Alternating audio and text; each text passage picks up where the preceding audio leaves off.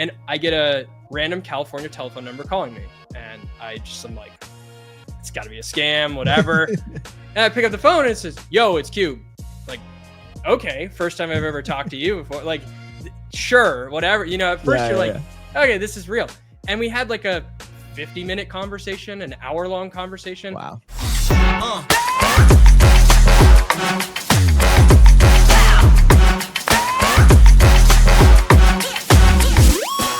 But Oliver Maroney is a sports media veteran turned Web3 partnership leader for OpenSea. He started out covering basketball for outlets like Dime and Basketball Insiders, launched the Positionless podcast where he interviewed Mark Cuban, which is really cool, then joined Ice Cube's Big Three League as one of its first media strategists.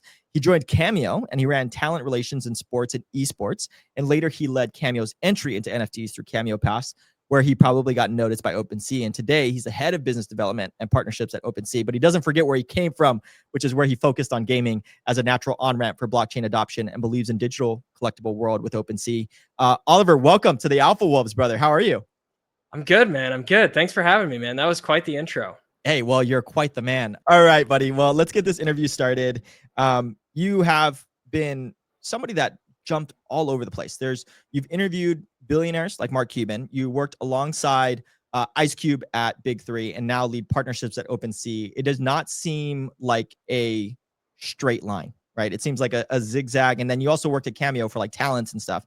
That's a wild arc. Like, how do you connect the dots from your history of like writing and journalism to where you're at right now with BD and partnerships at OpenSea? Yeah, I think I connect this in a few ways. When I was in middle school, I covered high school basketball at the Oregonian. It's the local paper. Well, it's like the largest paper in Oregon. But I covered high school basketball. And I did it because, well, I was reimbursed the ticket cost to get in to write the stories. And I loved it. I loved being able to go to a basketball game for free. I didn't care who was playing or what was going on. And I just fell in love with this concept of relationship building. Yeah. Like, and I'm not saying it in a way of like, I'm not going to a game or an event or something to build a relationship. Right. I'm just genuinely interested in somebody to the degree that a lot of people probably aren't, I would say. And I ask questions and I care about people and I care about what is going on. And I can kind of find that wherever. It doesn't really matter if it's like, I was selling a pencil to you, or if I was, a CEO of an AI company, like I would still have that curiosity. And I think that's what's kind of like developed over time. And so, I start basically in middle school. I'm covering high school basketball. I was very grateful to be in Oregon high school basketball when it was at its peak. I would say a lot of people would say Kevin Love, Terrence Jones, Terrence Ross. These are all NBA guys that I'm referencing for people who don't know. And I got to build relationships with their family, their friends, their other teammates, their players. And so as they grew, I ended up growing into my own journalism role. And I started to understand, like, it was very much about relationships, like the guys that you see every day on ESPN or the guys that you see on TV or are writing articles. The quotes that are coming out of those articles are based on the questions and the relationship that they have.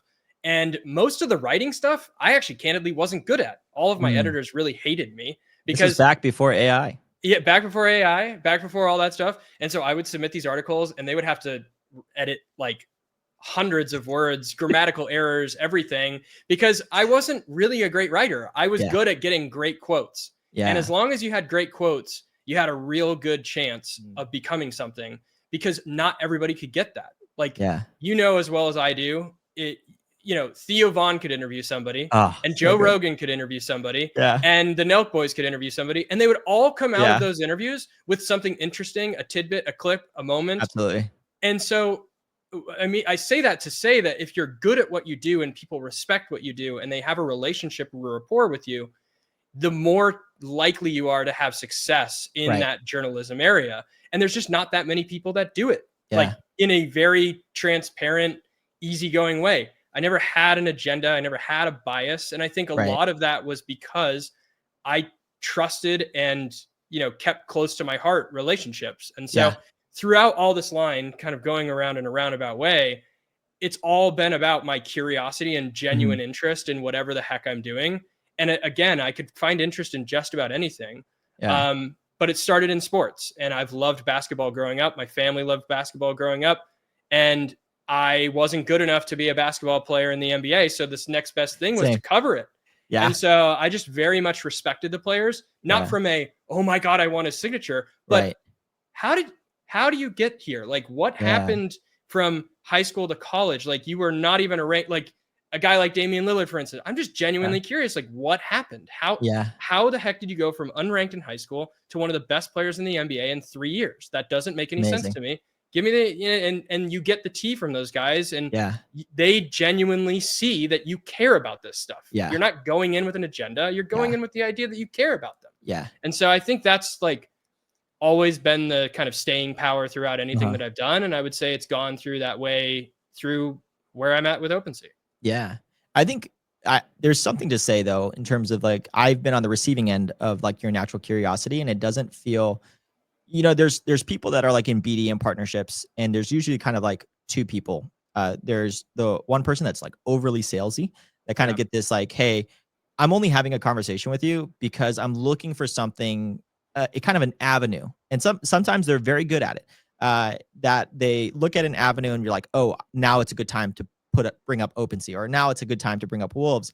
There's like a natural specific one, and they're really good at crafting that specific business, but also it just feels not relational, like you said. For you, and there's other form of business that you conduct, is that like you're just like seeing if it's a good fit, you know, in terms of curiosity and actually caring about the other person on the other side. And it's really cool to see that your background has worked so well, and how you've been so successful in terms of it too.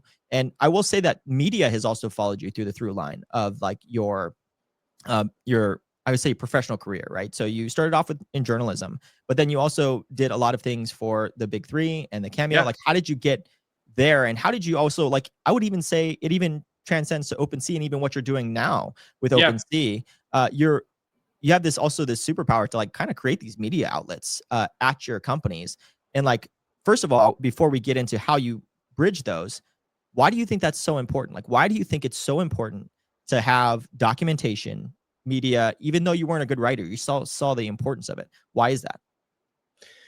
I think I see the importance of it because I digest it, because I consume it.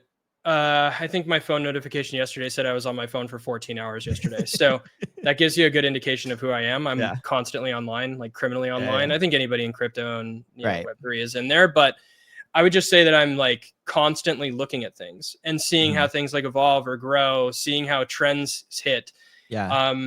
Twitch fascinated me when that started kicking off. Like, just the idea of someone streaming video games and then asking people in my like inner circles, friend groups, hey, what do you think about this? And everyone's like, this is dumb. I don't understand it. I don't get it. And then it's like, for me, that's a challenge. I almost take it like a challenge. I want to prove your natural curiosity coming out again. It's like, I think there's more to this than you think. Let me like contrarian play this out and figure out what is the element of difference here. What is the difference here? And so, I would say that's been a lot of it, is just like curiosity, questioning things, understanding things, being at the forefront of something as it's happening is just so interesting to me. Whether it's AI right now or whether it's crypto 5 years ago or whatever, there's always something interesting and new and innovative. And I would say across these, it's always been very important to be a part of that. And I think I was a journalist, so I know the other side of the coin well enough to understand the power that you can have as an organization or as a media company to be able to distribute that media into different places and audiences that may not have touched on that previously. And so it was an interesting time. And I guess I'll pivot to the question that you asked around like how I ended up at the Big Three. I interviewed Ice Cube. His PR agency reached out to me. I did a story on how the Big Three came to be. And I'll be honest, the exact story is quite interesting. I'm sitting at home. I'm supposed to be doing an interview with Ice Cube. I have no idea. Nobody's giving me a call-in number. Nobody's giving me a Zoom. There's nothing. And I'm sitting there waiting for this email to come through or whatever to do this interview. And I get a random California telephone number calling me. And I'm like, it's got to be a scam, whatever. And I pick up the phone and it says, yo, it's Cube. Like, okay, first time I've ever talked to you before. Like, sure, whatever. You know, at first you're like, okay, this is real. And we had like a 50-minute conversation, an hour-long conversation. Wow. And it went from me interviewing him about how this started and how it went Yeah. to like him asking me questions and I giving feedback, thoughts, interesting tidbits, etc. Because I was one of the first people to do Yeah. an established interview with the big three, like Wow. as they started this league. And once I had that interview, I was floored by not only like the creativity, the thought process, the mechanics behind it, everything. Right. And so I just started like churning out ideas and thoughts and things like that. And I was sending him stuff. I was sending his team stuff. I was like, Wow. I think you guys should do this. I think you should do that. I think you should have an interview series here. I think you, and week one of the big three, they're like, hey, can you come to Kentucky? I'm like, like literally with 2 days notice, I tell my wife, I'm like, Ice Cube's asking me to go to Kentucky. What? That's such a He's cool like, freaking quote. all right, like, I'm gonna go. I'm gonna go to Kentucky. And we went to Kentucky and we shot this first series of the show. And I got to sit down with, I wasn't the one interviewing. We actually had another big three player interview, Allen Iverson. And it was like just such a cool experience. And so we're going through this process. People see the vision, people see the thing. And so over time, they just started flying me out to different arenas to do this stuff. And it like naturally became Oliver, big three, Oliver, big three. And I just kept reporting on it, talking to all the players. Yeah. And the real pinnacle moment was, I think like a year and a half in, Ice Cube goes on Pardon My Take. And they say, so who's the guy breaking all the news in the big three? Who's the big three Woj? He says, we got this guy, Oliver, and like, he knows, blah, blah, blah, blah, blah. And I was like, it's a really cool full circle moment. And anyways, I got hired by them. I started doing media stuff for them. And it was just really cool. It was a really cool experience. And again, curiosity. I love the idea. I love the concept. For those of you who don't know, it's a 3-on-3 basketball league. They basically got guys who were retired or out of the NBA back into basketball again. And if you were on the ground floor watching this as it happened, like I talked to Scalabrine still to this day, or I talked to Rick Barry or Rick Mahorn or any of these guys. And the big telling point for me was like, my kids never got to see me play basketball. My family never got to see me play. I never got to showcase this to a lot of people. And so for Scalabrine, it's like, I get to play and my kids can watch me in an arena. And that is like the coolest thing ever. And so for me, I was just so attached and floored by like very cool the motivation of it, and thought it was just so unique that I had to be a part of it. And it just worked out very well. Yeah, that's such an amazing story. And also the 2-day stuff that I wish I was that cool, Oliver, that like literally I had to tell my wife, hey, Ice Cube's calling me to go to Kentucky for 2 days. It's so cool, man. And so like in terms of the jump of that, man, I just am so floored about your curiosity in a lot of capacities. I wanted to take this in a different direction to kind of like go into OpenSea, but I really just want to kind of hammer home this curiosity, this also like kind of taking a risk on yourself. This is something that I'm trying to pull also from you, is that you were naturally curious whenever you called like your wife saying like, hey, like, you know, Ice Cube's calling me, I have to go in Kentucky. How was that call? Like, not even call, like you're probably with your wife, and like this is kind of a I don't know, you're taking a risk on yourself in a lot of ways. Yeah. And actually I was taking 2 risks at once. I haven't really told this story, but like I for a piece of journalism, I wasn't doing it full time. I was doing it part time. I was working I worked at Comcast and CenturyLink, like previous to all of this stuff. And during this time, I had a full-time job. And so I was taking time off of my full-time job to do a job that that the big three wanted me to do. And my wife was like, you got to do it. You got to do it. Yeah. And it paid off because my wife was willing to give me these opportunities. She's very, very open. She's been supporting me since day one. Like we got married very early.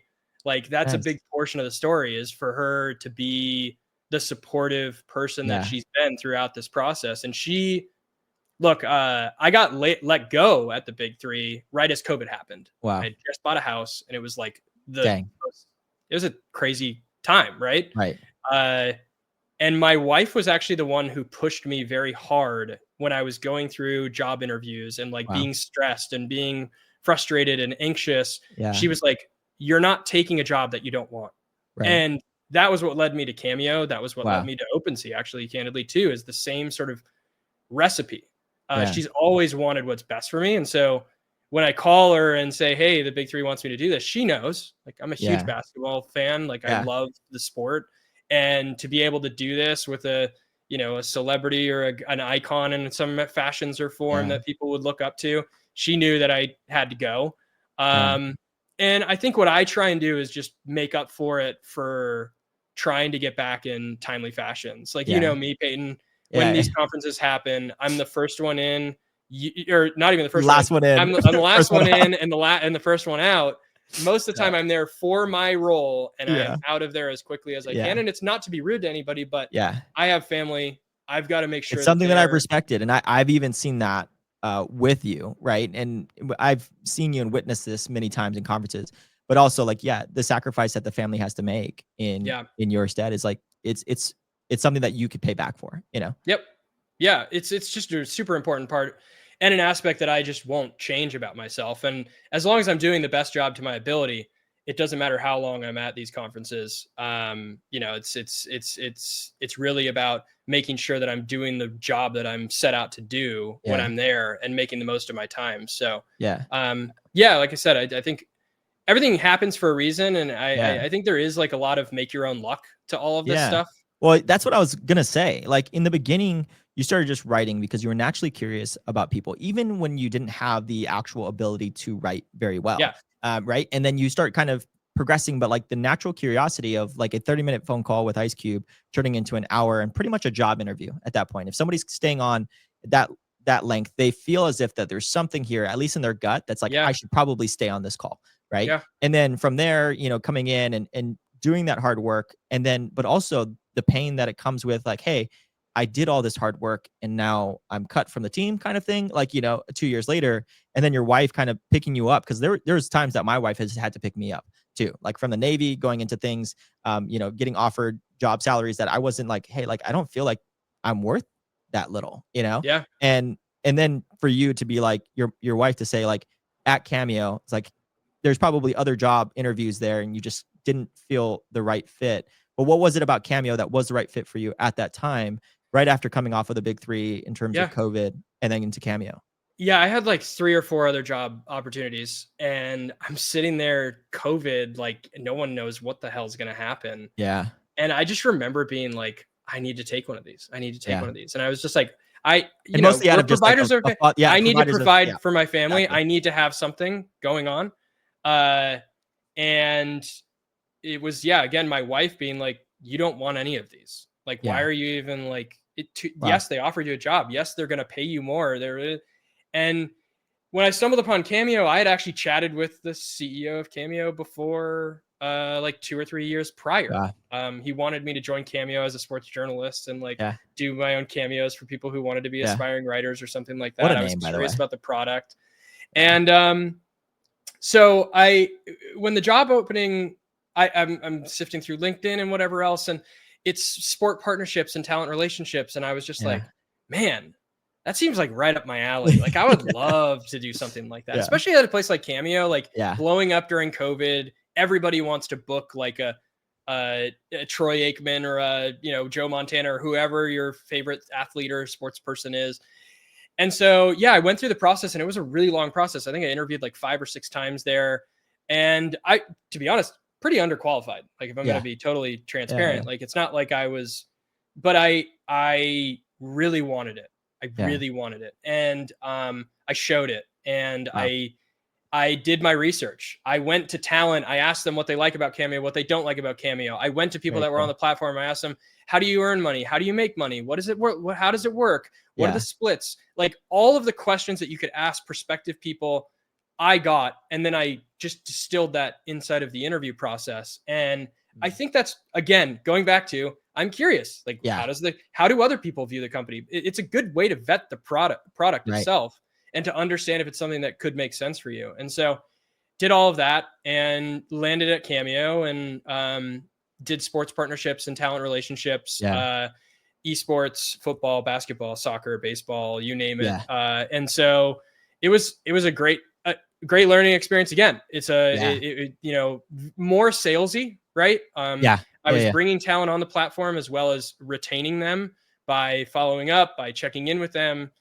guys, everyone from a Troy Aikman to a Mike Tyson to a you name it, you're checking in, following up, making sure they're doing their cameos, things like that. And so, yeah, I think it was a really good, it was a great learning opportunity. And the reason I took it, because I was interested in sports, interested in esports. I built out some of their esports stuff. I brought on a lot of the esports talent because I was watching Twitch. During COVID, everybody's watching Twitch, and I was just so intrigued by the constant streaming capabilities of the people that were out there. And so I had a lot of time in the esports world during that period trying to bring on talent to Cameo because I felt like it was a great medium.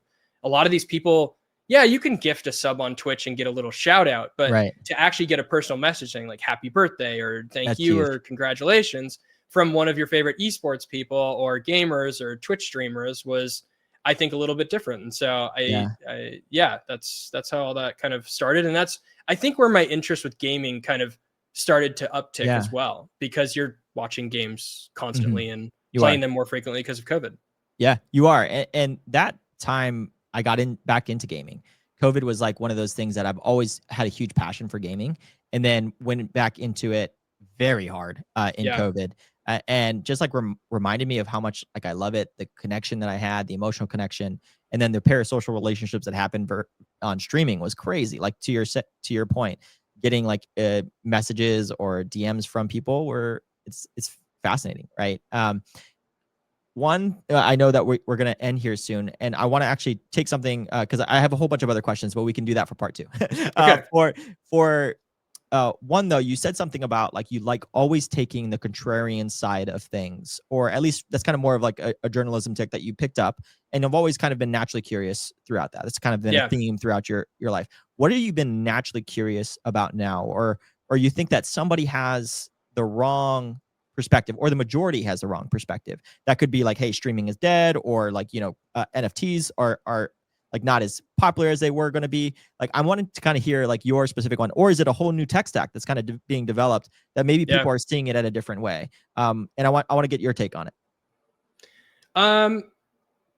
It's not necessarily contrarian, but I would say that this narrative around like AI removing everybody's jobs, I think is a little short-sighted.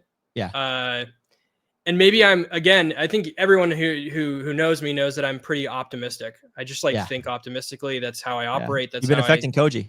Trying to. And I think with this AI stuff, I really tend to believe that it's a supercharger to great creative people, not a function in which we're just removing opportunities. And I think it actually is the great equalizer to some extent. And what I mean by that is like there are people out there that do not have the resources or funding or money to go build their own app or their own company or their own studio. And if they have a great idea, they can probably now do it with AI. And I think the speed and pace at which you can build things will rapidly increase the amount of just apps, things, tech that's out there. Just across the board. And so I think that's like one contrarian take that I have. And then the only other one that and it's not really contrarian. Again, like I said, I just think there's a lot of people in the narrative out there. It's like, oh, everyone's dead. Everyone's going to lose their job. I don't think that's necessarily the case. And then the other one that I would say I believe in very heavily right now is I think this narrative around creator capital markets or pump fund streaming. I put out a thread on this last weekend. I saw that. I tend to believe that most of the stuff where everybody is like questioning it or concerned about it or has problems with it, not to say it always happens, but especially in crypto and Web3, it seems to be the things that actually latch on the most and like have the longest staying power. And because people said that about meme coins. Right? Like people said that about meme coins. They're still here. They're still going on. There's still traction across the board. I would say maybe it's not to the extent that people expected them to be, but it's still around, right? And I think the same about NFTs at one point. I think the same about a lot of these things. And I think we're very quick to just, no way, it can't be sustainable. There's no There's no way that the streamer could do this. You just wait until somebody who has a following and has a fan base. And I put this out in the thread. people thought Twitch was ridiculous. Like the idea that I'm paying $5 a month to subscribe to my favorite YouTuber or my favorite creator and not get anything from that outside of maybe a shout out. And yet here we are 10 years later, and now it's like normalized. Everybody knows that that's a thing. There's hundreds of thousands, millions of dollars being put into this sort of thing. And now there's studies on it too. Like there's studies on it. Proven, Proven. People want to support their favorite creator. Yeah. And I think that will always last for as long as the test of time. There are people out there who just want to feel something and an attachment to a creator. And I think this element of like financialization, I guess you could call it, is potentially the next iteration. And I don't think enough people are viewing it that way right now. They're flash in the pan. It's going to last a few weeks and then die. Pump Fund has a ton of money. The Arena has a bunch of, like, all of these companies out there have war chests at their disposal to be able to operate and bring creators through and make this potentially successful. Yeah. And I just think there's a narrative out there that isn't, I'm not saying it's going to work. I'm simply just saying, I think we should be keeping our eyes peeled and open to more of this stuff. And I would be shocked if it's not around in 6 months, a year from now. Yeah. And I think that's just the natural curiosity that stems from it is like, it might not work, but like, why are we shutting the door? You know, why don't we just keep it open, look at it?